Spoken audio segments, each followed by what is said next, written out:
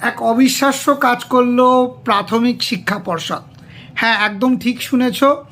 গত 22শে ফেব্রুয়ারি special educator নিয়োগের পরীক্ষা হয়েছিল। 15 দিন কাটতে পারলো না, 15 দিনের মধ্যেই আনসার কি, এমনকি আজ সন্ধ্যায় কিন্তু স্পেশাল এডুকেটর যে টেট পরীক্ষা হয়েছিল তার রেজাল্টও দিয়ে দিল। ঝড়ের গতি বললেও কম হবে, আলোর থেকেও বেশি গতিতে নোটিফিকেশান, তারপরে পরীক্ষা এবং আনসার কি এবং রেজাল্ট সবই দিয়ে দিল। শুধু একটাই কথা বলবো, পশ্চিমবঙ্গে এরকমই পরীক্ষা হোক প্রত্যেক কটা। কারা কারা আমার সাথে একমত? এই গতিতে পরীক্ষা এবং তার রিক্রুটমেন্ট কারা কারা চাইছো অবশ্যই কমেন্ট করো।